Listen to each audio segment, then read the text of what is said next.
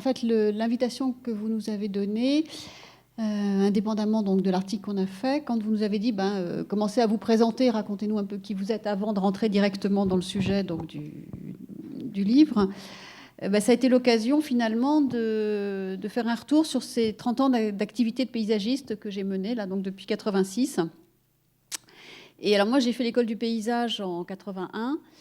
C'était tout à fait le début, puisque l'école du paysage avait été créée en 76, donc j'ai fait partie des premières promos. Et c'était à une époque où, bon, je vois que vous êtes jeune ici, le paysage, l'activité de paysagiste, on ne savait pas ce que c'était, ça n'existait pas. C'était quelque chose qui commençait. Donc moi, j'en avais entendu parler, je me dis, tiens, je vais essayer ce truc. Et tout le monde me disait, c'est quoi? Je dis, je ne sais pas, on va aller voir. Bon.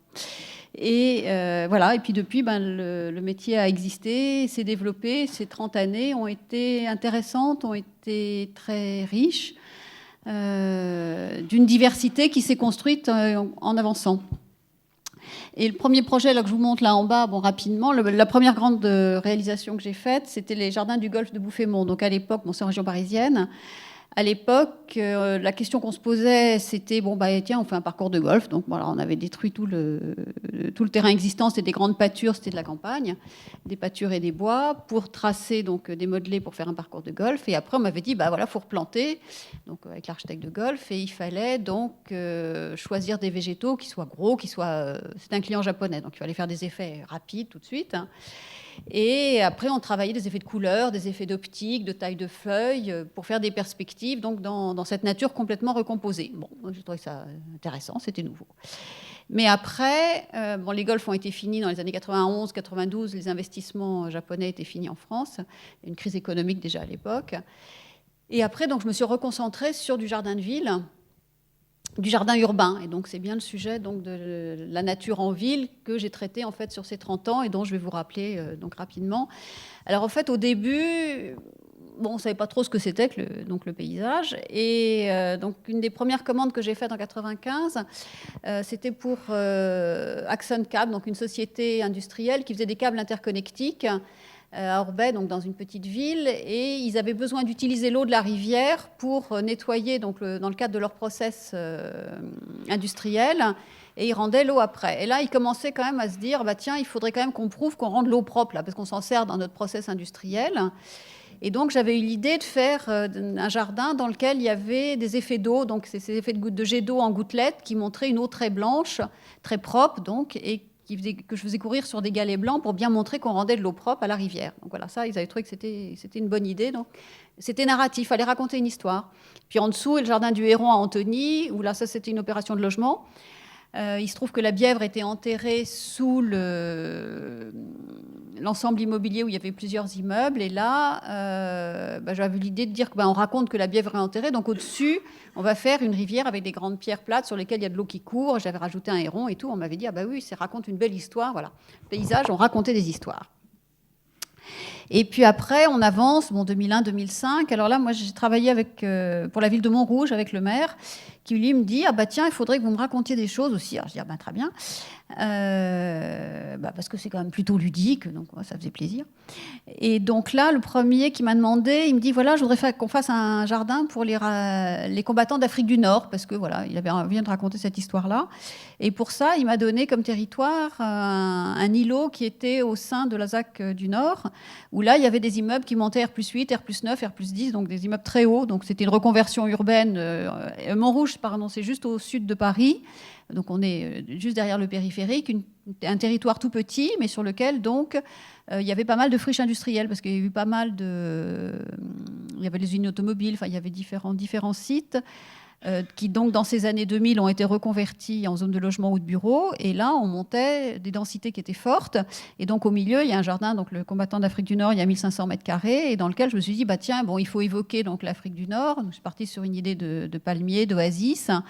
Et dans cet endroit très clos, avec des grandes façades qui isolaient vraiment du vent et du froid, les palmiers, en fait, se sont très bien développés. Là, c'est des photos récentes, donc on voit qu'ils ont poussé. On allait à la verticalité des immeubles, ça marchait très bien. persistant toute l'année. Enfin voilà. Et puis après, il m'a dit tiens, on pourrait faire aussi un jardin toscan, donc parce que lui, il aime la Méditerranée. Donc en dessous, on a fait un jardin toscan. Voilà. Donc là, c'était l'invitation au voyage. Alors pareil, un site urbain qu'on recrée avec des grandes façades hautes, puisqu'on est dans des villes très denses. Et ça fait un microclimat dans lequel effectivement on peut sans risque avoir de la végétation méditerranéenne qui se plaît donc dans ces conditions géographiques. Voilà. Et puis après, les années 97-2012, la densité en région parisienne. En fait, je travaille essentiellement en région parisienne. Donc, ce sont les expériences que je peux avoir. Donc là, on nous parle d'espaces verts. Et là, en fait, il faut offrir des espaces de détente dans des sites où on ne construit pas forcément aussi haut. Là, Saint-Cyr-l'École, c'est 40 km de Paris. Donc là, on est un peu plus loin. On construit de l'habitat plus bas, du logement. Et là, on fait des grands espaces. Là, c'est des parcs qui font 1 hectare et dans lequel il faut des pelouses, des zones pour que les enfants puissent jouer. Voilà. On est dans des espaces verts qui sont des espaces récréatifs. Et là, on a eu un grand prix... donc l'environnement 2004 en Île-de-France, où on commençait à donner des prix pour donc la création d'espaces qui sont respectueux de l'environnement. Et puis, ça, c'est un projet dont on vous reparlera un peu après, que j'ai fait donc avec Yvan Le Garec, où là, on a complètement changé de paradigme. C'est pour Emmaüs Habitat à Saint-Ouen-l'Aumône. Donc là, c'est plus tard, c'est 2008. Les villes grandissent et on va s'étaler de plus en plus loin. Et là, Emmaüs se dit, non, là, il y a un terrain qui est en plein centre-ville de Saint-Ouen-l'Aumône. Il n'a pas encore été bâti parce qu'il est inondable. Donc jusqu'à présent, on avait été chercher des terrains plus loin. Néanmoins, Emmaüs nous dit, oui, mais pour nous, ça a de la valeur, un terrain en centre-ville, parce que c'est des gens qui n'ont pas forcément des voitures, qui donc sont proches des équipements. Et puis, on est près de la mairie, on est près de la gare. Donc tout ça, ça commence en 2008 à avoir une vraie valeur, plutôt que d'envoyer les gens plus loin sur des terrains qui ne sont pas inondables, mais qui sont à 15 ou 20 km des centres-villes. Donc voilà, donc on y reviendra plus tard. Mais donc là, ça a été l'occasion, en fait, de recréer un vrai lieu de nature donc au bord de l'Oise. Dans cette zone inondable, on a construit les bâtiments sur pilotis, donc au-dessus des zones de risque, bien sûr.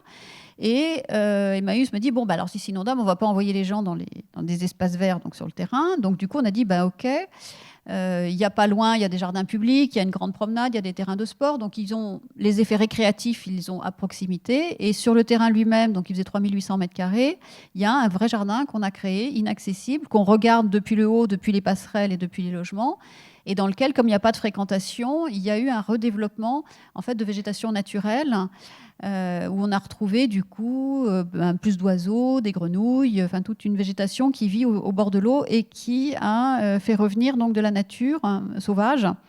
Et donc la LPO a commencé à s'y intéresser. Voilà, on a recréé un lieu de biodiversité naturelle.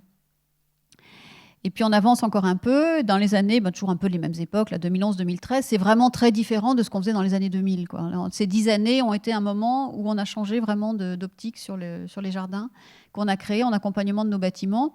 En haut, c'est l'école Bossu, donc on a fait aussi à Pontoise avec Yvan, où là, on a toute une toiture qui alors était pas simplement la petite toiture rase de toundra pour dire qu'on a végétalisé. Là, on a fait un complexe plus épais et on a une biodiversité qui est vraiment plus intéressante, qui est plus riche pour les abeilles, mais aussi pour vraiment créer un tampon thermique avec le bâtiment qui est en dessous.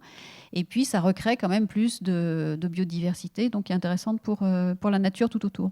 Et puis, bien sûr, maintenant, on travaille sur les potagers urbains.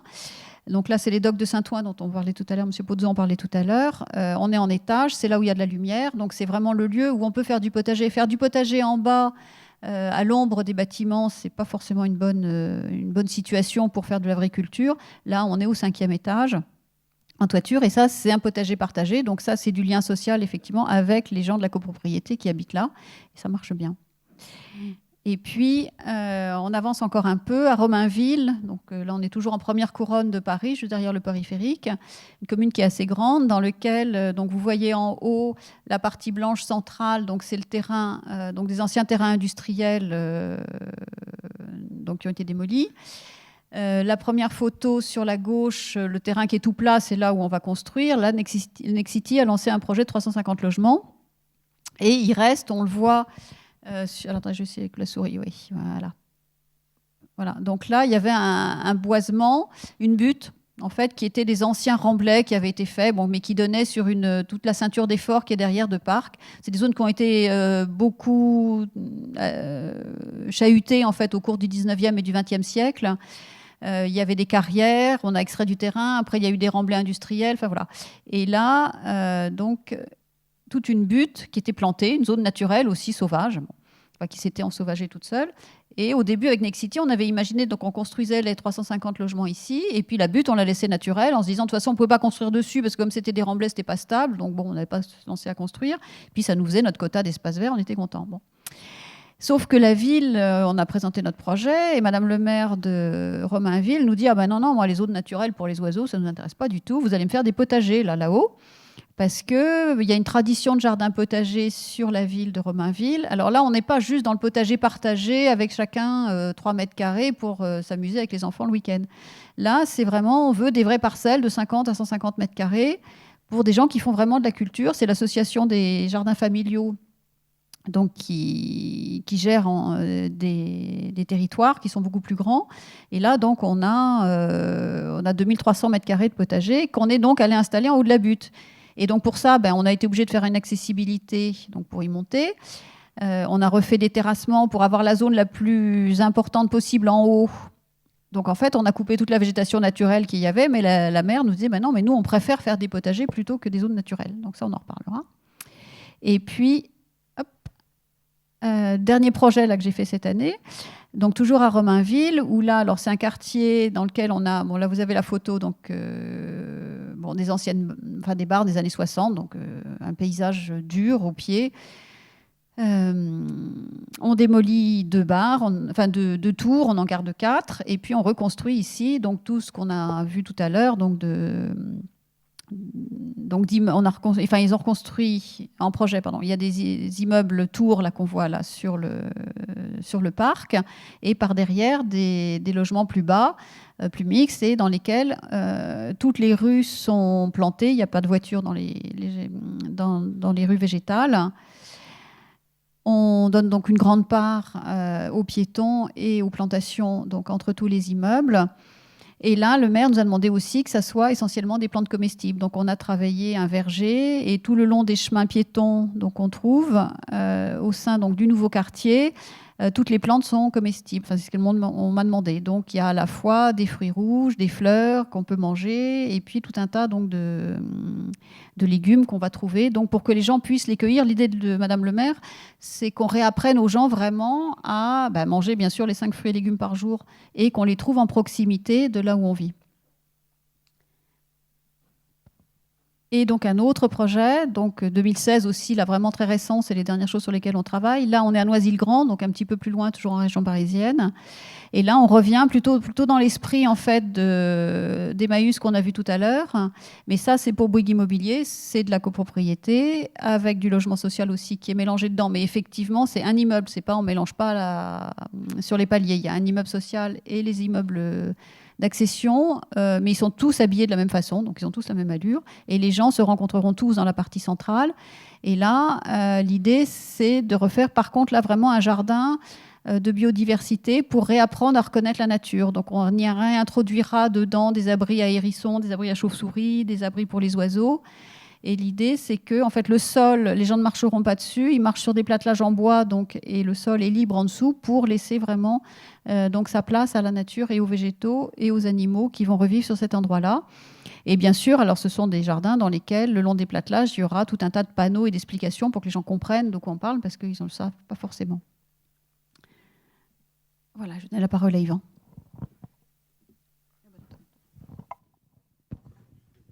Ça marche ? Oui, ça marche. Bonsoir.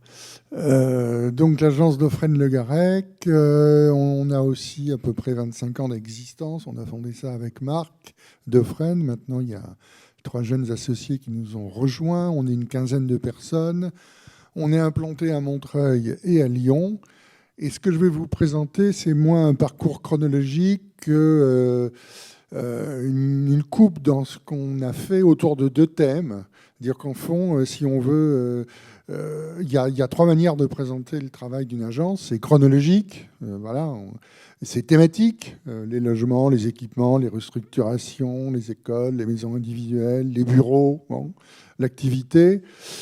Là, j'ai choisi, puisqu'on va parler de la ville et de la nature, une autre présentation beaucoup plus synthétique. C'est qu'au fond, on intervient dans 2 types d'espaces. On intervient dans l'espace urbain, et là, c'est ce que j'appelle l'urbain interstitiel, c'est-à-dire que on va intervenir dans un espace qui est déjà structuré, déjà saturé de construction, et il va rester des îlots constructibles dans lesquels on va devoir se glisser.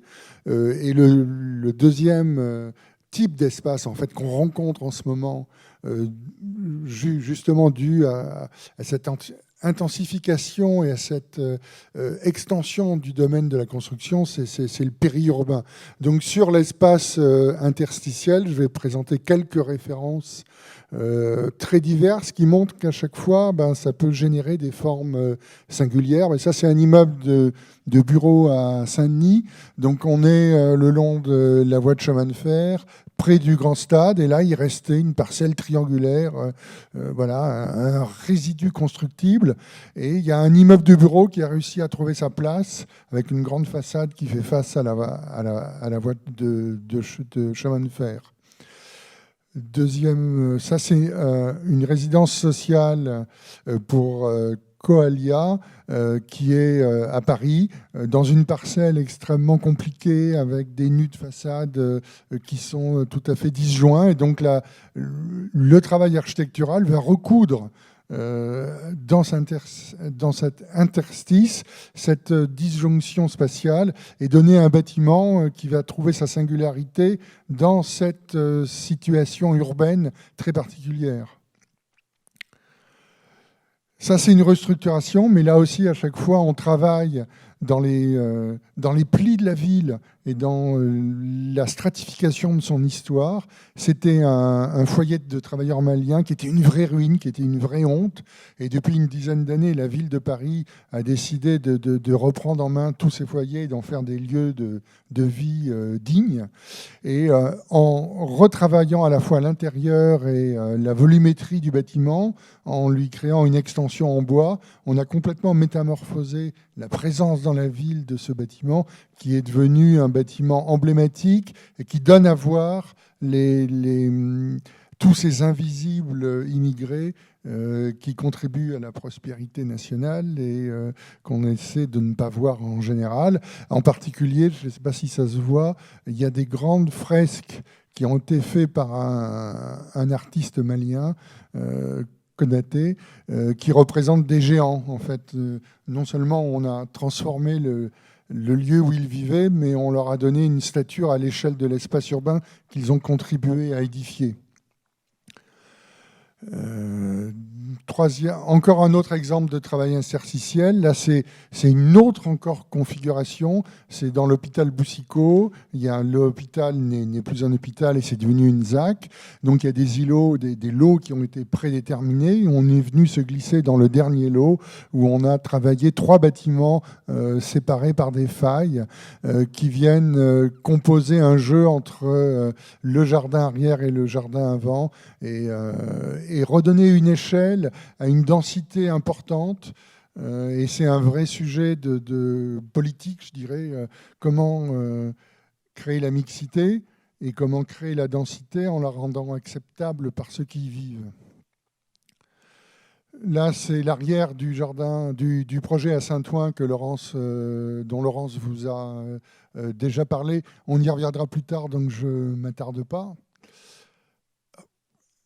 Et un dernier exemple à Montreuil qu'on vient de livrer, c'est un immeuble en bois dans un quartier très pavillonnaire de Montreuil, où là on anticipe en fait le développement de la ville et on rend acceptable ce travail de densification très relatif, justement par le travail de la matérialité du bâtiment. C'est-à-dire qu'on s'aperçoit qu'un bâtiment en bois génère une approche de sa densité complètement différent dans la sensibilité, dans la subjectivité qu'un bâtiment en béton ou en maçonnerie. Après, on passe au périurbain. Donc, on a eu plusieurs occasions de travailler dans des franges. Là, on est à Villers-Cotterêts. Là, il y a le château de Villers-Cotterêts qui a appartenu à Alexandre Dumas. Il y a un parc que le nôtre avait commencé à faire avec l'allée centrale et les deux pas de doigts. Puis la patte de doigt de droite, il n'a jamais réussi à la faire parce que ça appartenait à une abbaye qui n'a jamais cédé ses terrains. L'abbaye a disparu, les terrains sont devenus vacants et il y a eu tout un travail d'urbanisme qui s'est fait. On a recomposé en fait tout le projet autour du prolongement du parc Le Nôtre, de cette patte de doigt piétonne, et on compose un quartier, en fait tout simplement une cité-jardin, qui n'est pas un quartier urbain, parce qu'il lui manque toutes les fonctions qui font qu'une ville est une ville, c'est-à-dire des commerces, des activités, de l'intensité, mais qui est une cité-jardin diffuse dans un espace naturel qui est peu à peu englobé dans le tissu de la ville.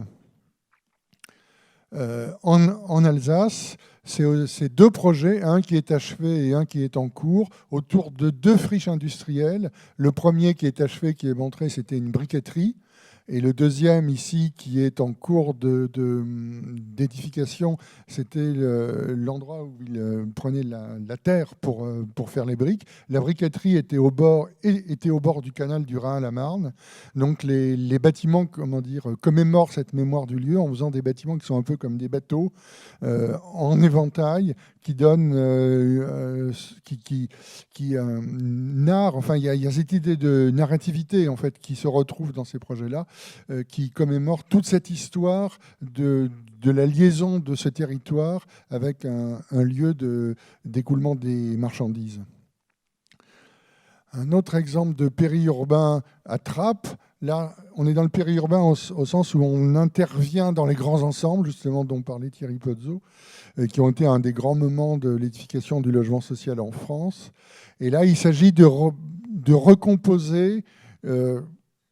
Quand je dis du périurbain, c'est pareil. Il n'y a pas les fonctions en fait, de l'urbanité, il n'y a pas les commerces, il n'y a pas l'activité, il n'y a pas cette intensification de la vie urbaine, mais on recompose des îlots, on recompose des rues, on recompose de l'intériorité, on recompose de la différence entre intérieur et extérieur qui avait complètement disparu de tous ces quartiers qui au départ étaient vécus comme des grands vaisseaux de logement au milieu d'une nature indifférenciés et et on s'aperçoit qu'en fait un des éléments clés, une des racines de la vie urbaine, c'est cette différence entre le privé et le public. Et lorsqu'on l'efface, ça crée plein de problèmes psychologiques et plein de problèmes de vie. Ça, c'est à Saint-Martin-le-Vinou, près de Grenoble. C'est du périurbain au sens où on est dans une ville, mais qui est une sorte de ville lanière. C'est une route, en fait, qui mène de Grenoble aux agglomérations. Et là, le maire a eu ce programme extrêmement rare de dire, ben voilà, on est dans un lieu qui doit vivre, et pour vivre, c'est l'architecture qui le fera vivre. Et donc, dans ces espaces qu'il a identifiés comme étant des espaces pivots pour la ville, il a dit, au fond, je suspends les règles d'urbanisme, je suspends les règles de hauteur. Vous êtes libre, entre guillemets, de créer les événements architecturaux qui vont créer la vie urbaine qui manque à ce lieu. Et donc, le premier élément, c'est une résidence étudiante.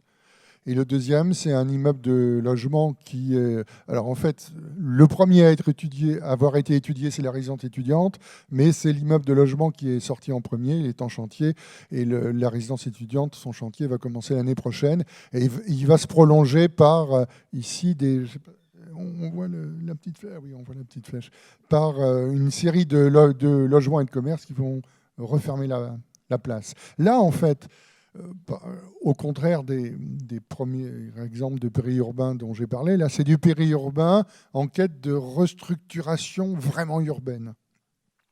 Mais le périurbain, c'est aussi des équipements ou des bâtiments plus isolés. Bon, ben là, c'est à Franois, c'est dans la banlieue de Besançon. C'est un centre pour polyhandicapés en pleine campagne.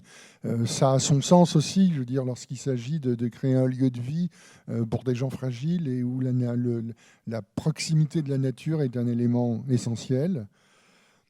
Et enfin, dernier exemple, je pense, de périurbain. Là, on est, je sais pas, dans la 5e couronne parisienne. C'est-à-dire, Chanteloup-en-Brie, c'est vraiment loin, il n'y a pas de transport en commun. Mais n'empêche qu'il y a cette pression pour l'accession à la propriété et pour l'envie de vivre comme Alphonse Allais, de vivre la ville à la campagne, quoi. Donc, on est dans une opération de ce type. Donc, c'est une ville existante, mais extrêmement peu dense, qui je dirais quasiment totalement pavillonnaire, où il s'agit de faire une architecture plus urbaine, mais extrêmement peu dense. L'élément essentiel, ou en tout cas vraiment intéressant de ce projet qui est en cours de développement, c'est ce que l'EPAMARN a appelé les 3 B, c'est-à-dire BIM, bois, BEPOS. C'est-à-dire BIM, bon, mais ça maintenant, c'était encore un peu nouveau il y a 1 an, mais ça devient Building Informatical Modeling, c'est-à-dire qu'on travaille en 3D tous les éléments du projet avec les bureaux d'études. BEPOS, bon, ben, donc c'est des bâtiments à énergie positive.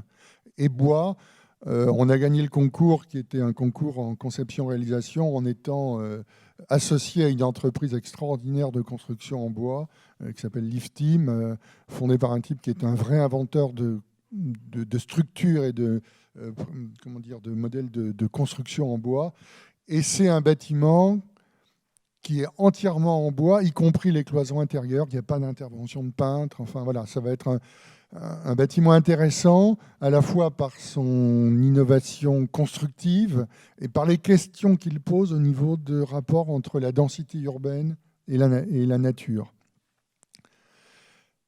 À l'issue de tout ce parcours de 25 ans, si je devais... et qui depuis, je sais pas, 20 ans est un parcours commun avec Laurence. On a des agences séparées, mais il se trouve que c'est notre paysagiste attitré. Dans le rapport qu'il y a entre l'architecture et la nature, je dirais qu'on est passé d'une question, la nature c'est ce qui accompagne l'architecture, à quelle est la naturalité du bâtiment. Par exemple, si on prend le projet de Villers-Cotterêts ou le projet de Chanteloup-en-Brie, c'est des projets qui ont à peu près la même densité, qui sont à peu près dans les mêmes configurations spatiales de périurbains extrêmement peu denses. Ce qui a vraiment changé, c'est qu'à Villers-Cotterêts, on est dans des bâtiments en béton avec un peu de bardage bois pour ponctuer les 80% d'enduit. Enfin, quand on a fait le projet, le maître d'ouvrage m'a dit ça doit à 20% de matière noble. Bon, dire 20% qui n'était pas en béton enduit. Alors qu'à Chanteloup, c'est l'entièreté du bâtiment qui est travaillé sur sa naturalité, ses matériaux, son énergie, sa gestion des flux, l'eau. Donc c'est un vrai basculement culturel, technique et de civilisation, je dirais. Sur 2 projets dans des contextes très différents comme des foyers d'accueil médicalisés. En haut, c'est un foyer d'accueil à Paris qui est déjà un bâtiment qui a une vraie question de sa naturalité, mais surtout au niveau énergétique, puisque c'est à Paris, c'est un bâtiment qui répond aux exigences du plan climat de Paris, c'est-à-dire moins de 50 kWh du mètre carré annuel, c'est-à-dire une consommation d'énergie extrêmement basse, surtout pour ce genre de projet, mais reste que c'est un bâtiment en béton qui est construit de manière assez très, très traditionnelle. Le bois vient, un peu comme à Villers-Cotterêts, mais de manière plus importante, jouer plutôt un rôle de ponctuation architecturale. Le projet, par contre, en dessous de Franois à Besançon, c'est pareil, c'est un bâtiment qui est entièrement construit en bois, qui non seulement est vertueux énergétiquement au niveau de ses consommations, au niveau de l'eau, mais qui a un rapport à la naturalité de son être qui est complètement différent. Si je pouvais symboliser ce passage, mais qui qui est aussi perceptible dans ce que vous a montré Laurent, c'est-à-dire on passe au fond du jardin d'agrément au jardin nourricier, c'est le passage de l'île à l'atoll, c'est-à-dire au fond on construit l'architecture comme une île au milieu de la nature, une île artificielle. Maintenant on construit l'architecture comme un organisme qui échange avec son environnement. Voilà. Donc, on a fini nos présentations respectives, nos petits selfies voilà, narcissiques. Et maintenant, on va passer... mais pas que, non. Mais... Donc, on a fait un petit travail sur le rapport architecture-nature, ville durable, voilà. Alors, il y a une partie qui est un peu historique. Il y aura des grands sauts chronologiques. Mais n'empêche qu'il nous a semblé important de replacer ça, même très schématiquement, dans l'histoire de la ville. Et la conclusion, lorsqu'on se replonge un peu dans ce qu'étaient les premières villes, mais ça a duré des millénaires, les premières villes, c'est que les gens, ce qui les intéressait, ce n'était pas du tout de retrouver la nature, mais c'était bien le contraire. C'était de créer un îlot de totale artificialité, minérale, protégée, dense, sans aucune présence de la nature. Ça, c'est une des premières proto-villes au monde, Çatalhöyük, en Turquie. On est à 8000 ans avant Jésus-Christ. Vous voyez, c'est une ville qui est tellement dense qu'elle n'a pas de rue. En fait, on circule par les toitures. On est dans une sorte de croûte construite hyper dense, sans aucune végétation. Il n'y a même pas de fenêtres aux maisons, en fait. On accède aux maisons par le toit. C'est-à-dire qu'on est dans une sorte de ruche humaine complètement artificielle. Et ça, je pense qu'il faut constamment l'avoir à l'esprit lorsqu'on parle de la ville. Je pense que fondamentalement, la ville, et encore maintenant, c'est un lieu d'artificialité, d'humanisation totale de l'espace. Là, maintenant, on est à 5000 ans. Uruk, en Mésopotamie, pareil. Il y a un petit peu d'arbres, il y a un petit peu de verger à l'intérieur de la ville, mais c'est ultra minoritaire. On est dans une ville qui se protège, qui se densifie, qui est un lieu d'artificialité, de culture, de pouvoir, de minéralité. La nature autour, ça a commencé à Çatalhöyük, c'est soit une nature dangereuse, soit une nature qui est déjà humanisée à travers l'agriculture. C'est une nature soit dangereuse, soit nourricière. Mais dans la ville, c'est les artisans, c'est le pouvoir, c'est pas la naturalité du tout.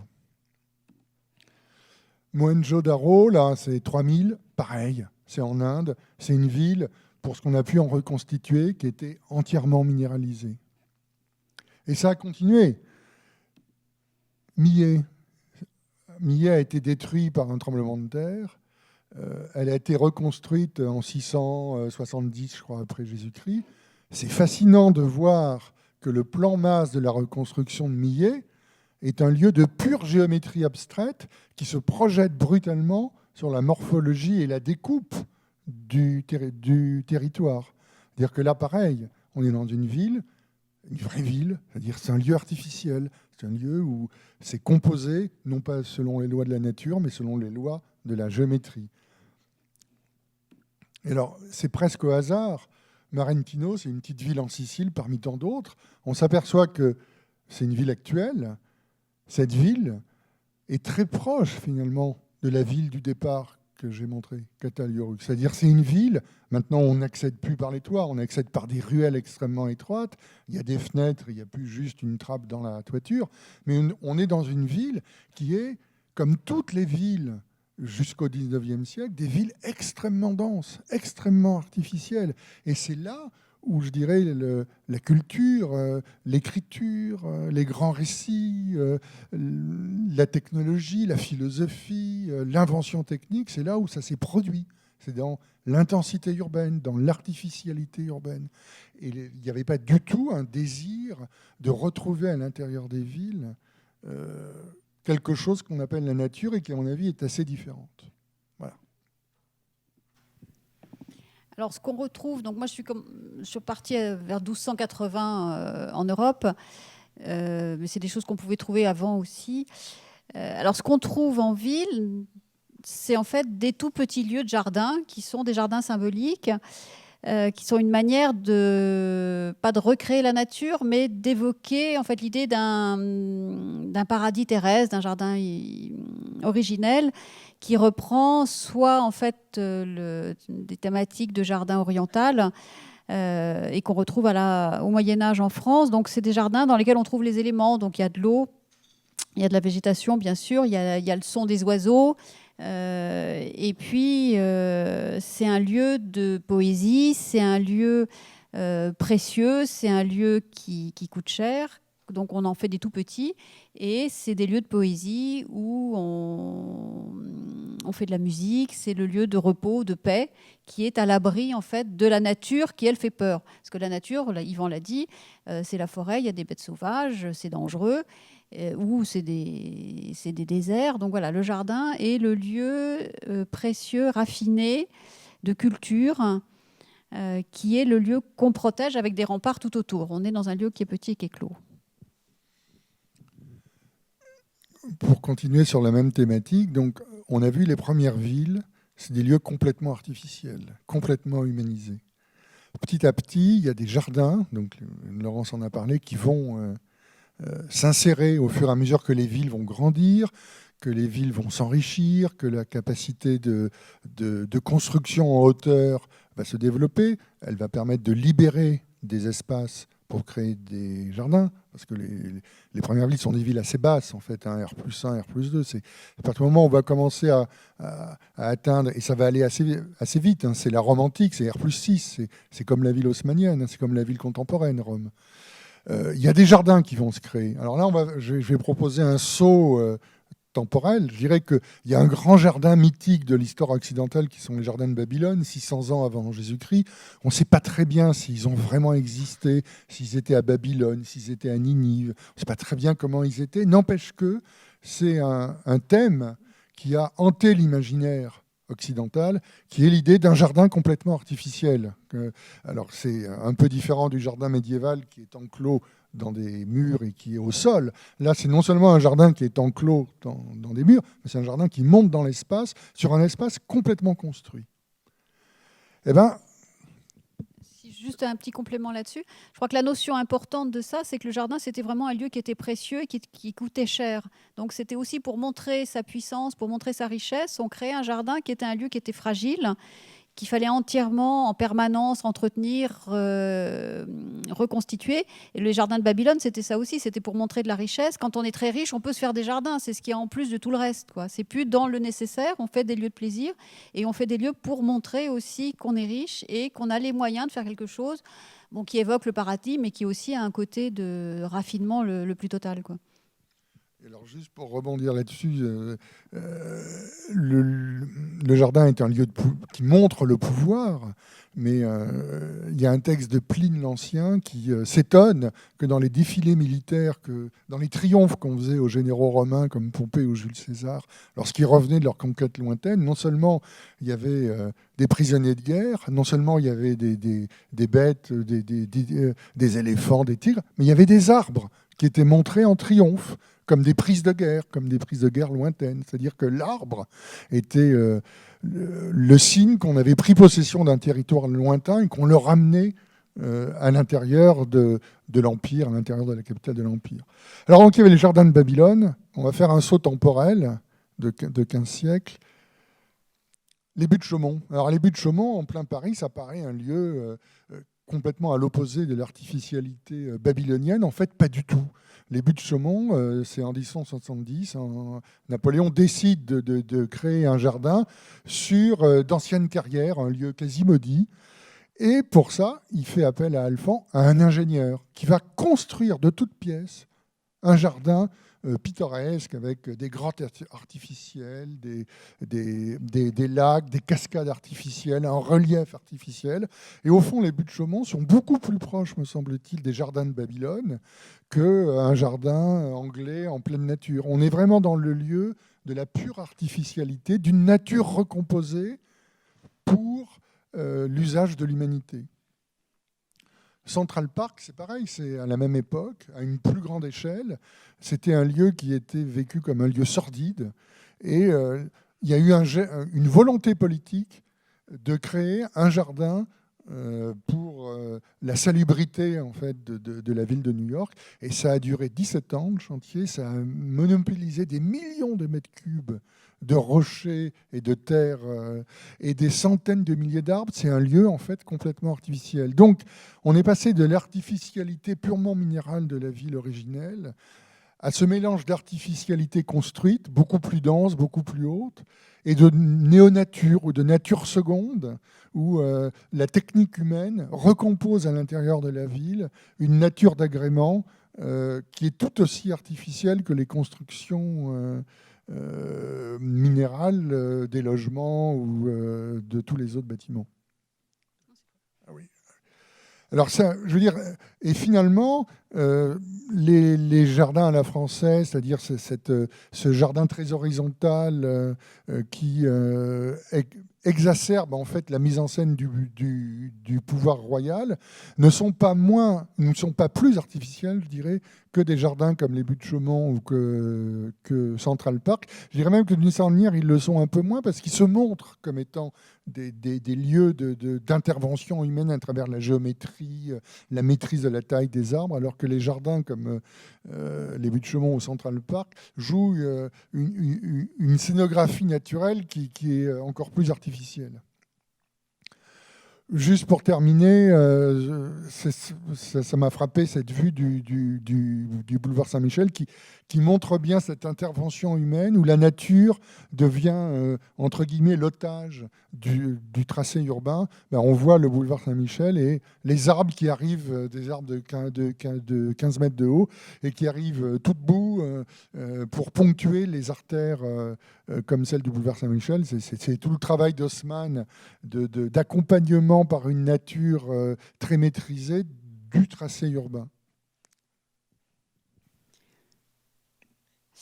Voilà, et alors on ne peut pas, puisqu'on parle de la végétation en ville, des jardins en ville, ne pas évoquer les grands voyages des explorateurs du XVIIIe siècle, qui eux, donc, on parlait tout à l'heure donc des prises de guerre, mais bon, les grands voyageurs, ils allaient chercher des épices, mais ils allaient aussi chercher des plantes, bien sûr. Alors il s'agissait à la fois d'essayer d'introduire en France des plantes qui soient nourricières, donc c'est comme ça qu'on a fait venir les tomates, les pommes de terre, etc. Mais on a aussi amené de la végétation, des arbres, des plantes, des fleurs, pour agrémenter en fait les plantations. Alors la France, c'est un pays où il y a, enfin toute l'Europe, où on a une nature qui est tout à fait conséquente, mais il y avait un vrai goût pour se dire tiens, mais il y a d'autres choses ailleurs, il faut qu'on les amène aussi chez nous pour compléter nos plantations, ce qui fait qu'on a maintenant l'impression que les azalées, les rhododendrons ou même les platanes sont de chez nous, alors qu'en fait ils ne le sont pas du tout. Les rues de Paris qui maintenant sont plantées de platanes ou de marronniers, c'est des végétaux qui sont introduits au XVIIIe siècle, qu'on ne les connaissait pas avant. Et du coup, on voit arriver des jardins botaniques à cette époque-là qui... donc ça, on voit, c'est à Paris, le jardin Buffon. Donc, jardin des plantes, c'est à l'époque de Buffon, donc où il commence à réinstaller donc, des jardins exotiques qui sont avec les plantes qu'on essaye d'introduire. Et puis on avance au XIXe siècle, l'ère industrielle, où là les villes deviennent de plus en plus grandes et elles deviennent de plus en plus insalubres, puisqu'elles sont de plus en plus denses. Il y a de plus en plus d'industries qui font de la pollution. Et là, donc Napoléon, qui avait été en Angleterre, Napoléon III, se dit qu'il doit assurer la santé des Parisiens. Et pour ça, donc, c'est les mêmes travaux qu'on a vus tout à l'heure avec le boulevard Saint-Michel. Il décide de créer donc de toutes pièces les deux bois, le bois de Vincennes et le bois de Boulogne, qui n'étaient pas du tout boisés à l'époque, en créant des lacs, en créant donc des lieux de récréation, mais aussi des poumons verts pour la santé donc, des Parisiens. Et il construit aussi un certain nombre de petits squares de quartiers pour que dans tous les endroits de Paris, on puisse avoir de la végétation qui purifie en fait l'air. Et dans ces parcs, dans ces petits jardins, on installe donc toutes ces plantes exotiques qu'on a vues avant et qui sont de plus en plus employées. Donc là, notamment les pins, enfin d'autres. Et puis après, le temps passe, les deux guerres mondiales il faut reconstruire après. Et là, il y a aussi, après, dans toute l'époque du boom économique, il faut construire, c'est tous les grands ensembles. Il y avait une urgence, il fallait construire.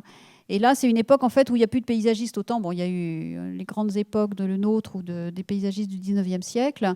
Là, c'est une profession qui avait totalement disparu. Quand je vous disais tout à l'heure qu'en 1976, c'est le début de la création de l'école du paysage, ça veut quand même dire que pendant 100 ans, il n'y avait pas eu de paysagistes. On ne se posait plus du tout la question de savoir mais qu'est-ce qu'on recompose comme nature, une nature artificielle, une nature dessinée, une nature contrainte ou une nature libre, on n'en parlait plus du tout. Et en fait, toutes ces grandes constructions ont été faites avec, bien sûr, les architectes, les urbanistes. Et après, ça passait directement chez des horticulteurs qui développaient de plus en plus d'essences les plus rares possibles ou les plus résistantes à toutes les maladies qu'on pouvait imaginer ou qui avaient des couleurs les plus variées possibles. Et puis, les pépiniéristes qui vendaient ce qu'ils avaient. Et la tradition française de l'époque classique avait perduré. Et on se disait qu'il fallait planter grand et qu'on taillait. Donc, c'était évidemment ce qu'on voyait dans les rues, donc dans l'esprit de Versailles qui s'était prolongé. Ce qu'on ne voit pas du tout en Angleterre, mais en France, ce qu'on voyait, c'est en fait des arbres qui étaient mutilés le plus souvent possible parce qu'on les plantait trop grands dans des espaces trop petits et on pensait que ça leur faisait du bien de les tailler, mais en fait, ce qui n'est pas totalement vrai. Et en même temps, dans cette époque de reconstruction qu'on voit aujourd'hui, dont on voit les conséquences aujourd'hui, c'est les grands cèdres qu'on voit là à Briand-Pelloutier, c'est à Choisy-le-Roi. On plantait, donc au pied des grandes barres, on plantait des arbres qui étaient petits à l'époque, mais qui sont devenus énormes, donc notamment des cèdres, des grands platanes, des peupliers, qui aujourd'hui sont trop grands, sont envahissants et qui sont en fait pas à leur place, quoi. Voilà. Et puis en 1976, on commence à politiquement se rendre compte un peu de tout ça, et on a voté la première loi pour la protection de l'environnement et la création de l'ENSP, l'École nationale supérieure du paysage, où on a choisi en fait de prendre des étudiants qui avaient fait soit de l'architecture, soit de la botanique, soit de la géographie, en se disant que le paysage, justement, c'était quelque chose qui était au point de rencontre de différentes techniques, de différentes cultures et de différentes échelles, en fait, quand on soit en ville ou en périurbain. Et bien après ça, donc dans cette mouvance-là, on a vu recréer à Paris, c'était le premier parc qu'on a créé depuis 100 ans, donc. Puis les Buttes-Chaumont, c'est les parcs de la Villette, où là, c'est un grand espace qui était un espace récréatif. En fait, il fallait que ça soit ludique, qu'il y ait de l'espace pour que les gens se rencontrent et qu'on s'amuse. Donc un parc d'architectes, donc de Bernard Tchoumi, bien sûr. 86-92, c'est le parc André Citroën. Donc là, on est de l'autre côté de Paris, dans le 15e. Alors là aussi, un parc d'architectes et de paysagistes. Donc des grands tracés, vous le voyez donc sur la photo en bas.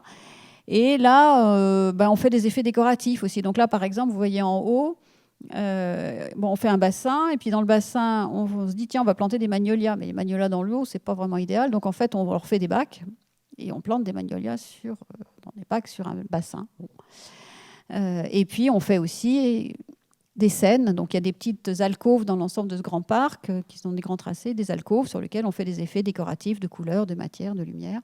Mais tout ça reste encore donc on n'est plus dans le symbolique comme on pouvait l'être au Moyen-Âge, et on est dans le décoratif pur, quoi, et le récréatif. Et là-dessus, donc Gilles Quément, que vous connaissez bien tous, dans les années 80, donc 84, 91, lui veut sortir justement de cet effet décoratif pur où on ne sait plus si les plantes sont plantées dans leur bon biotope et s'ils vont se développer facilement, ou est-ce qu'il va falloir qu'on les taille pour les contraindre dans une forme qu'on aura préétablie. Donc lui part sur l'idée de la friche apprivoisée ou du jardin en mouvement, où là on sème et on voit comment ça pousse, et après le jardinier, suivant les usages, se dit tiens, là je vais tondre un peu ou pas, puis on voit les plantes qui se développent, et on commence à regarder la nature comme étant quelque chose qui a le droit de vivre et qui n'est pas simplement quelque chose qu'on va tailler ou mettre sous notre contrôle. Alors effectivement, au début, au jardin Citroën, dans le jardin en mouvement, la ville avait mis des écriteaux partout en disant non, c'est pas un lieu qui est mal entretenu, parce que c'était le reproche qu'on leur faisait, en leur disant mais attendez, vos pelouses sont pas bien entretenues, en leur disant c'est un jardin en mouvement, il faut regarder les plantes. Alors effectivement, quand on s'était retrouvé avec les bancs au milieu, les gens marchent dessus et tout, donc il y a un problème un peu de conflit. Et pour le jardin d'Éole, donc toujours à Paris, en 2007, là maintenant on a mieux compris le fonctionnement. Donc il y a la belle pelouse bien taillée, bien propre pour aller pique-niquer. Et puis de l'autre côté, il y a la prairie fleurie avec les fleurs qui ont le droit de se développer comme elles veulent, avec les papillons. Mais il y a une clôture pour que les gens n'y aillent pas. Donc on a réglé le problème de conflit qu'on pouvait avoir donc, sur le jardin en mouvement à Citroën au départ. Et puis le temps avance, et à Paris, on s'est dit aussi, mais c'est partout, c'est un système en fait, qu'on retrouve un peu partout, qu'il faudrait en revenir aussi au jardin naturel, c'est-à-dire qu'est-ce que c'est que les vrais végétaux de la région parisienne. Donc là maintenant, dans les PLU de la ville de Paris et de beaucoup d'autres communes, on dit maintenant on ne veut plus de végétation exotique, donc on n'a plus le droit de planter des platanes, on n'a plus le droit de planter des magnolias, on n'a plus le droit de planter des tulipiers de Virginie, bien sûr, les liquides en barre encore moins. Et on en arrive donc à des jardins comme le jardin naturel de la rue de la Réunion, donc qui a été planté en 95. Alors là, on va nous dire, ah bah oui, mais c'est moins coloré, c'est moins fleuri, etc. Mais voilà, donc on a vraiment l'idée maintenant d'un retour à la nature de la végétation d'Île-de-France, dans lequel on a chassé tout ce qui pouvait être des apports exotiques du XVIIIe siècle. Et puis, bah, évidemment, les façades végétalisées. Là, maintenant, la végétation monte à l'assaut des façades. Alors bon, bah ça c'est le quai Branly, bon, c'est une très belle réalisation, il y a un grand jardin derrière aussi, mais je trouve que c'était important de montrer cette image et surtout de la confronter à l'image d'à côté. Bon, au début je cherchais en fait le bonhomme CTLM, mais j'ai trouvé ça qui était quand même plus intéressant, puisque c'est une manifestation donc pour la protection de la nature. Alors est-ce qu'il y a un moment donné où est-ce que l'homme est la nature, est-ce que le bâtiment est vert, est-ce que l'homme est en pelouse? Bon, voilà, c'est un vrai sujet, je crois, dont on va continuer à parler tout à l'heure. Alors dans ce mouvement-là, la ville, elle change. C'est-à-dire que 80% de la population va vivre en ville dans les décennies qui viennent. Et cette extension du domaine construit, il ne se fait pas forcément sous la meilleure manière possible. C'est-à-dire que c'est plus tout à fait l'espace urbain, c'est vraiment, alors là pour le coup, l'espace périurbain. Et ce qu'on voit ici, c'est des exemples de toutes sortes aux États-Unis, en France, où on voit cette espèce de croûte architecturale qui se diffuse à la surface de la planète, extrêmement peu dense. Enfin, aux États-Unis, c'est même souvent purement de la maison individuelle.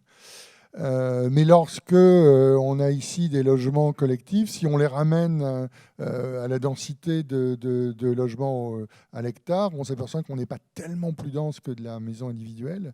Donc il y a une sorte de perte de ce qui faisait le sens en fait de la ville, qui était son intensité, sa concentration, sa limitation dans l'espace et progressivement sa mise en hauteur. Donc ça, c'est un petit schéma qui est très parlant, qui est très connu, où on voit comment une même densité d'habitation peut se faire verticalement en habitat intermédiaire ou en habitat individuel. Ça a des vraies conséquences dont on va parler après sur l'évolution de notre écosystème planétaire.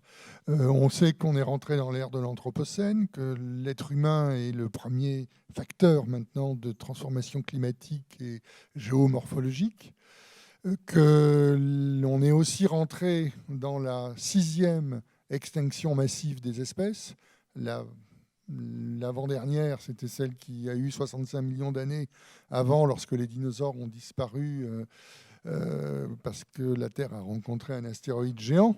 La Terre a rencontré la technologie humaine et quelque chose du même ordre est en train de se produire. On sait que les espèces disparaissent, c'est naturel. Je veux dire, en gros, une espèce a environ 1 million d'années d'espérance de vie devant elle, puis elle mute, elle est remplacée par une autre. Enfin, voilà. Le facteur temps a été multiplié par 1000 depuis 30 ans. C'est-à-dire que c'est une vraie catastrophe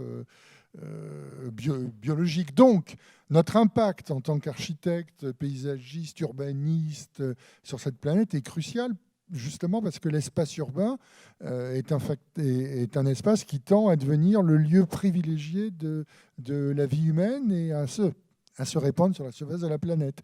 Donc la manière dont on va gérer ça va être une manière absolument cruciale pour la suite des événements dans les 30 ans à venir. Alors il y a un grand thème qui est les écoquartiers, c'est-à-dire effectivement, finalement, une ville comme Paris est une ville extrêmement dense, 500 habitants à l'hectare. C'est une ville qui est assez saturée. On sait bien qu'on ne va pas, même si Corbu avait rêvé de ça, raser le Marais pour construire des tours à la place. Donc au fond, la capacité d'une ville comme Paris de se densifier est probablement assez faible.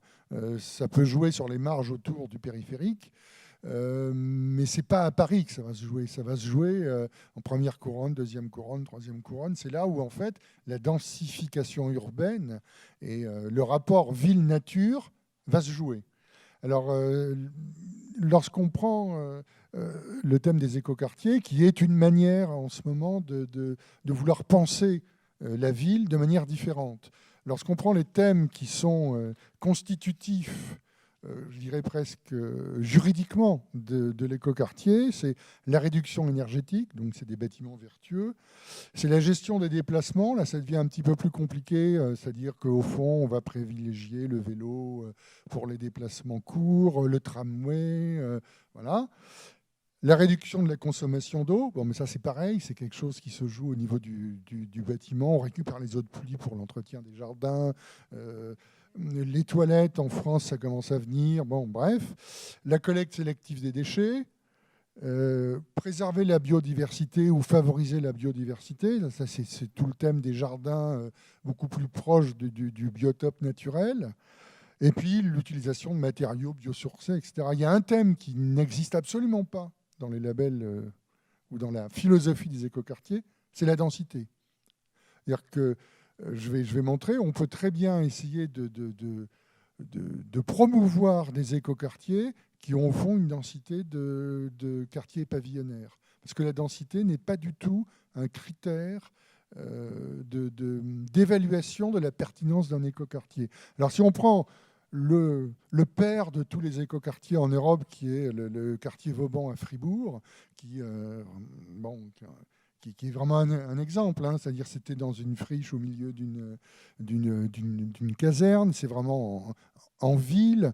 La manière dont les transports ont été gérés dans cet écoquartier est exemplaire, parce qu'il y a un tramway qui traverse tout l'écoquartier. Il n'y a pas de stationnement, ou quasiment pas de stationnement de voitures dans le quartier. Il y a 2 parkings aériens à chaque entrée du quartier. Donc c'est un quartier où on voit vraiment les enfants jouer dans la rue parce qu'il n'y a pas de voiture, quoi. Enfin, les voitures sont cantonnées aux entrées du quartier. Et ce n'est même pas des parkings souterrains, c'est des parkings aériens qui pourront être reconvertis plus tard, etc. Ça, c'est pratiquement... C'est exemplaire, je dirais que c'est une thématique auquel on n'arrive encore pas en France, ou très rarement. Hein. Aller vendre à une municipalité le fait que les voitures n'auront pas accès à un quartier et que ce sera des parkings extérieurs, c'est une vraie croisade, c'est un sacerdoce. Bon. Exemple, par exemple, d'un quartier qui est Alors là, on est dans une densité de 100 habitants à l'hectare. C'est-à-dire que par rapport à une ville comme Paris, on est déjà sacrément moins dense. Si on prend le quartier des Capucins-Mayenne à Angers, un quartier en développement par l'agence de Roland Castro, on est à 80 logements à l'hectare, on est assez proche du quartier de Fribourg. On n'est pas du tout dans une logique de déplacement où les voitures sont cantonnées à la périphérie du quartier, mais on est quand même dans une logique de mixité de fonctions. Il y a des activités, il y a des logements de toute nature, on a une densité acceptable. Grandville, le quartier de la Clémentière, qui cherche à se développer comme écoquartier. Alors, il a été retoqué une première fois il y a une enquête publique pour évaluer la pertinence d'un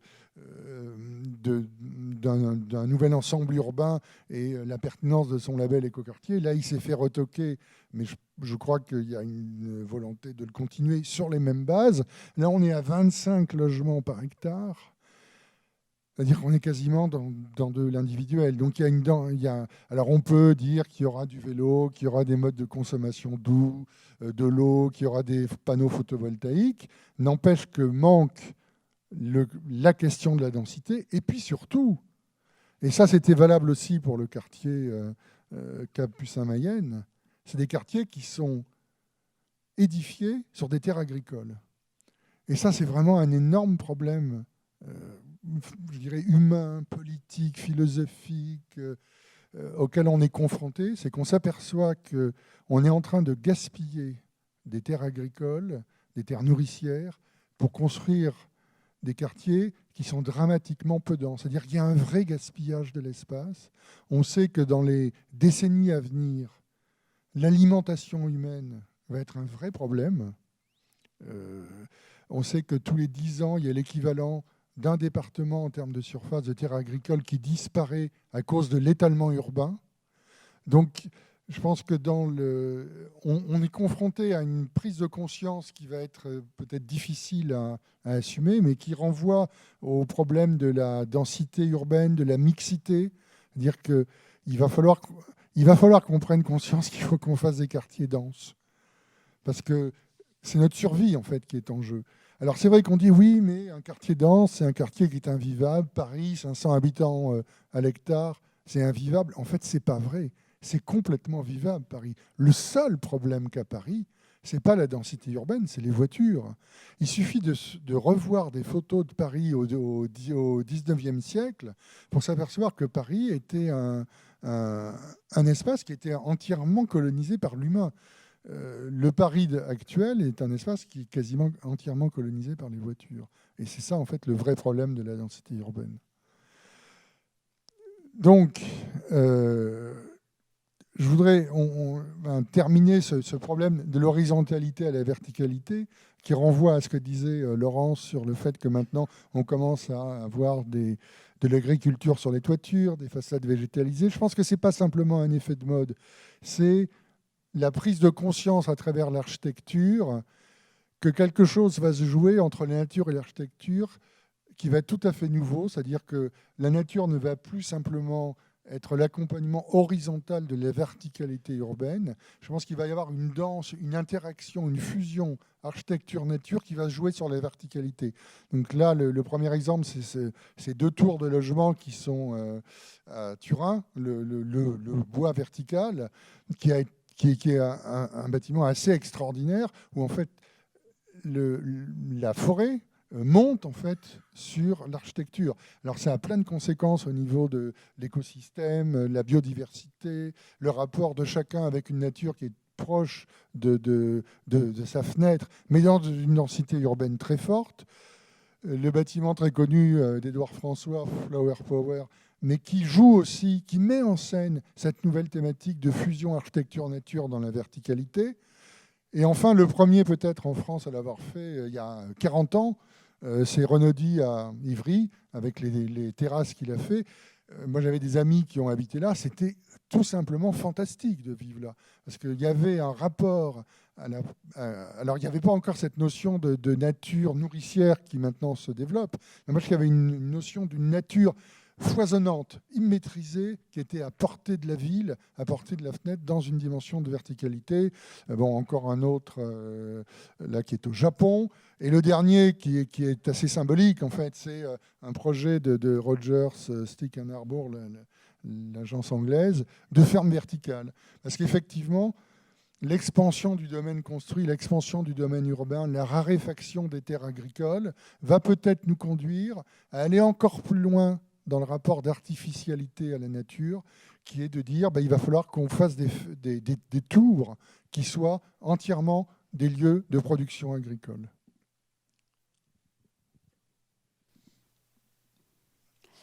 Alors ça, c'est des réalisations. Donc on n'est plus dans l'utopie, on est dans la réalisation. Et aujourd'hui, donc ce que je vous disais tout à l'heure, là, depuis une dizaine d'années, en ville dense, que ça soit... Alors, bon, on trouve ça maintenant à Paris aussi, mais c'est surtout sur la première couronne d'abord, et puis en province, on le trouve. Donc le jardin, c'est aussi, on commence à gagner les toitures pour faire des potagers. Parce qu'en toiture, comme je vous le disais tout à l'heure, c'est le lieu où on a de la lumière. Et pour faire un potager, 40, 50 cm de terre, ça suffit largement en profondeur. Donc on n'a pas besoin d'être sur le sol pour le faire. En plus, en région parisienne, la plupart des sols sont des terres qui sont polluées parce que les terrains sur lesquels on construit, c'est d'anciennes friches industrielles, donc sur lesquelles on a des tas de pollution, au mercure, ou des tas de métaux lourds. Donc pour de toute façon faire du potager, il faut enlever toute la terre, la terre du site sur 1,20 m, 1,30 m de profondeur pour après ramener de la bonne terre. Donc ça, c'est des coûts qui sont importants. Tandis qu'installer 30 cm de terre sur des toitures, c'est des coûts qui sont maintenant tout à fait maîtrisés. Et on fait D'accord, on va aller un peu plus vite. Bon, voilà. Donc là-haut, je vous montre en fait ces potagers qui sont aussi des lieux de lien. C'est aussi pour créer du lien social. Thierry Pozzo en parlait tout à l'heure. Et puis à terme, c'est aussi apprendre donc à se nourrir, produire, travailler la terre et aussi réduire les coûts parce que quand c'est les gens qui viennent faire le jardinage, vous ne payez pas une entreprise d'espace vert pour le faire. Donc là, il y a aussi un réel intérêt économique pour les gens. Là-haut, ce que je vous montre, c'est des jardins qui font 800 mètres carrés qui sont sur le toit du Décathlon à Montreuil. Donc, où une association de femmes maliennes, puisqu'à Montreuil, il y a beaucoup de Maliens, viennent entretenir et faire du jardinage en commun donc, sur ces toitures-là. Et là, c'est du lieu de partage, c'est-à-dire qu'on jardine en commun. Ce n'est pas chacun son petit carré et ne touche pas à mes carottes, quoi. Les espaces verts au pied des tours, en région parisienne, il y en a beaucoup. Et on lance maintenant aussi, depuis une dizaine d'années, des notions d'éco-pâturage. Donc, on envoie des moutons pour aller entretenir des terrains. Parce que tous ces coûts aussi d'espaces verts, c'est des coûts qui sont très chers. Et donc, quand c'est fait par des entreprises. Donc là, on a des solutions qui sont plus économiques. Et puis, la ville de Paris souhaite réintroduire aussi de la végétation dans les rues, donc au plus près en fait, des logements. Donc, dans le souhait, bien sûr, de créer du lien, de ramener de la biodiversité, de la perméabilité. Et donc, voilà, ça, c'est les rues végétales. Donc là, pour le moment, il y en a 2 qui viennent d'être créées. Et l'idée, c'est que d'ici 5 ans, il y en aura une au moins dans chacun des arrondissements. Donc, voilà. Et puis, il y a une dernière expérience que je voulais vous montrer, enfin, de réalisation, pardon, que je voulais vous montrer. Alors ça, c'est pas moi qui l'ai faite, mais c'est une opération que je trouve vraiment intéressante. Alors là, on est à Puteaux. Puteaux, c'est juste à côté de la Défense, donc le quartier très dense. En haut, vous avez la photo de Puteaux. La Défense est une partie sur cette commune-là, une commune donc de verticalité très dense. Et il y a une station de pompage des eaux potable, donc pour alimenter à la fois la Défense et donc ce coin de région parisienne. Une station qui existe depuis plus de 100 ans. Au bout de 100 ans, il faut la rénover, bien sûr, parce que les installations ont besoin d'être changées. Donc là, un terrain d'1 hectare, vous avez le plan en bas, donc, qui vous montre donc, toute la grande parcelle rectangulaire. 1 hectare, il y avait des réservoirs qui ont été donc, entièrement démolis pour rénover. Et donc, on avait besoin juste d'un petit bâtiment. Il y a des choses qui sont enterrées, et puis un petit bâtiment pour les installations de pompage. Et là, l'idée, donc l'architecte, c'est Michel Raymond, donc, qui a fait ce projet-là, qui vient d'être inauguré. C'était de dire, bon, ben, on a un grand îlot en ville, dans une ville dense, donc on va en faire un lieu vide, qui sera justement un lieu de rêve campagnard, comme il dit. Donc on est complètement déconnecté, on ne va pas aller chercher le style architectural de la ville, on fait un lieu plat, tranquille, serein. Et en fait, il y avait beaucoup de choses à démolir, puisqu'il y avait tous les bâtiments, les installations. Donc lui, il dit, bon, ben, on n'évacue rien, tout est démoli sur place, on remblaye donc avec les bétons qui ont été concassés, tous les matériaux qu'on a pu avoir, et hop, et on fait un jardin naturel. Donc ça, c'est Agnès Souriceau, la paysagiste, qui s'est occupée donc de la reconstitution donc, du jardin naturel. Donc l'idée, c'est de la végétation locale, mais c'est surtout ce qui est amené par le vent, et ils ont fait des semis, bien sûr. Et ils ont gardé sur place, donc là vous voyez le petit bâtiment de la station donc, en pierre avec son toit en bois. Et tous les arbres qui avaient été coupés, puisque en fait, comme ils ont tout démoli pour reconstruire, en fait, une station de pompage, il ne faut pas interrompre le fonctionnement. Donc il faut pouvoir reconstruire sur la parcelle les nouvelles installations. Une fois qu'on sait que ça marche et qu'on peut faire le branchement, à ce moment-là, on démolit les anciennes. Mais donc on est bien obligé d'avoir une grande parcelle pour pouvoir faire la permutation en fait, des nouvelles installations et des anciennes. Donc, on a effectivement ces grands lieux de vide. Et donc, ils ont gardé donc, les arbres qui ont été abattus. Ils s'en sont servis pour faire des sculptures, pour faire aussi des pièges pour les graines, pour avoir des gîtes pour les animaux, pour les insectes. Et ils ont fait des tuteurs donc, pour protéger la plantation des graines d'arbres qu'ils ont plantées, puisque là, l'idée, c'était qu'il n'y avait que des graines. On n'amène pas, comme au début, des grands arbres sur des porte-chars pour faire des plantations tout de suite. Et puis, ils se sont amusés aussi, puisque y avait des tas de tuyaux qui restaient des anciennes installations, donc ils ont repeint en bleu, là, tous les tuyaux qui servaient donc, pour les pompages, et puis ils en ont fait un hommage au Shadok, donc c'est le jardin des Shadok, alors il y a les panneaux, là, donc c'est un lieu en fait très amusant à regarder, et qu'on voit en fait au travers des grilles, puisque toute cette grande parcelle est totalement visible au milieu de la ville comme un îlot, et au travers des grilles. Sauf qu'il y a juste un petit détail, un petit clin d'œil, mais c'est que Puteaux, c'est quand même une ville très néoclassique, là ça c'est des constructions récentes, donc en même temps qu'ils construisaient, donc le CEDIF construisait la station des eaux. À côté de ça, il y a un programme donc d'immobilier, comme il y en a plein tout autour, absolument, enfin voilà, très kitsch. Plutôt, en fait, ils ont un espèce de problème esthétique avec la Défense et ses tours, donc en échange, eux, quand ils peuvent, ils construisent ça. Et alors, du coup, la mairie, le CEDIF, c'est l'État, enfin, c'est le service des eaux. Donc, ils font ce qu'ils veulent sur leur parcelle. Le maire donne le permis, il n'y a pas de problème. Mais après, une fois que le truc a été construit, quand ils ont vu ce grand vide avec le jardin des Shadocks, la réponse de la ville, c'est de dire, parce que c'est juste en face de l'immeuble néoclassique qui est juste en face, qui vient d'être construit. Donc, la réponse de la ville, c'est de dire, non, on va accrocher des géraniums sur les grilles, quoi. Donc, c'est quand même un peu vertigineux de voir ça en se disant c'est quand même un lieu intéressant, qui est ludique, qui est amusant, et puis qui est prometteur d'avenir, et qui est un rêve de campagne en plein centre d'une ville totalement dense. Et eux, ils viennent y accrocher des géraniums. Si encore ils avaient mis des bouquets de fleurs des champs, mais non, c'est les géraniums. Bon. Voilà, et là, sur ces 4 étiquettes, en fait, j'avais envie de résumer un peu cette histoire de la nature en ville, là, parce qu'en fait, voilà, ça tâtonne sur des tas de sujets. Donc, on était en 1816 sur des jardins botaniques. Donc là, on disait d'où venait la plante, on montrait sa fleur, on montrait sa feuille, on l'expliquait, on mettait son pédigré. 1916, puis ça nous a fait tout le XXe siècle, les pelouses interdites, c'est-à-dire on fait des effets propres, nets, pour faire justement des tapis verts et puis des plantes décoratives devant les bâtiments. Et puis aujourd'hui, alors là, justement, ça c'est au CEDIF à Puteaux, c'est les petites étiquettes, c'est parler moins fort, jardin réservé aux plantes, aux animaux et aux insectes.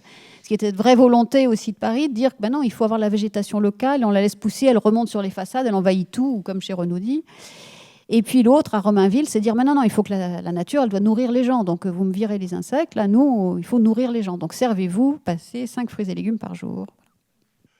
Juste pour terminer sur l'architecture, donc ce travail de la renaturalisation à travers la technique humaine qui se manifeste dans les jardins, ça se manifeste aussi dans l'architecture. Et c'est le grand retour du bois, mais pas simplement le bois champêtre, la maison en bois ou les petits bâtiments en bois, c'est le bois vertical, la construction en bois vertical dans une ville dense. Donc ça, c'est un concours qu'on a fait à Strasbourg pour des bâtiments de R+10 entièrement en bois. Ça, c'est un immeuble qui, à l'époque, était le plus haut en Europe à Londres de R+10. Un immeuble à Amsterdam de 25 étages qui est en projet. Et un immeuble à Stockholm, là je passe vite, de 47 étages, aussi entièrement en bois. Donc il y a le grand... C'est vraiment ça, c'est le passage d'une nature d'accompagnement à une nature interne au processus d'édification qui est en train de se jouer aussi à travers l'architecture. Et ce n'est pas simplement un effet de mode, ça renvoie aussi à un besoin psychologique, à un problème écologique. Lorsqu'on construit en bois, on n'émet pas de CO2, on en stocke au contraire. Voilà, donc ça c'est les petits impératifs catégoriques qui me semblaient découler de tout ce parcours. Tu considéreras le territoire sur lequel tu construis comme un bien précieux qui doit être économisé au maximum, impératif de densité, et tu monteras tes constructions dans le ciel aussi haut qu'un jardin pourra les accompagner, impératif de verticalité écosystémique. Voilà, donc juste pour terminer, donc là c'est des logements sociaux donc pour Emmaüs Habitat, oui, comme je vous rappelais tout à l'heure, donc ça on vous en a déjà parlé, donc le site en centre-ville, le terrain qui était complètement donc vide puisque c'était le creux. Et donc là, vous avez la coupe, le terrain inondable, les constructions qui sont faites sur pilotis au-dessus du niveau des plus hautes eaux, ce qui fait que s'il y a un cas de crue, les gens peuvent sortir de chez eux ou re-rentrer chez eux, il n'y a aucun problème, ils se raccordent sur le boulevard. Les 2 bâtiments donc, qui ont été construits sur le dessin d'Yvan Le Garrec, donc avec les premiers bâtiments côté rue et puis les autres au fond. Voilà, et là, on voit les 2 séries de bâtiments. Et donc le jardin au centre, le jardin en creux, inaccessible donc aux résidents pour des raisons de sécurité et qui devient du coup un lieu à la fois donc de convoi de partout, enfin des fenêtres et des balcons, et un lieu dans lequel la végétation a pu se développer librement, sans piétinement, et donc avec en plus qu'on a trouvé... puisque tout a été planté. Au début, il n'y avait plus rien, puisqu'on a vu donc au moment de... Voilà, tac, on voit tout en haut, là. Au moment des travaux, il n'y avait pas de végétation, il n'y avait plus rien. On a fait des plantations et on s'est rendu compte, donc, en orange, vous avez à la livraison. 2 ans après, donc, tout était devenu vert. Et 5 ans après, la végétation donc, a repris le pas avec des plantations sauvages qui sont venues, puisque les oiseaux amènent des graines que nous, on n'a pas plantées, en fait. Et on s'est rendu compte, comme en plus, c'est des lieux où il n'y a pas de tonte, puisque c'est des graminées ou des vivaces. Donc, il y a toute une végétation qui est revenue alimentée donc, par les oiseaux. Et c'est un lieu, en fait, de vie dynamique, puisque la végétation... se redéveloppe, elle, naturellement, puisqu'elle est quasiment pas ni fauchée ni piétinée.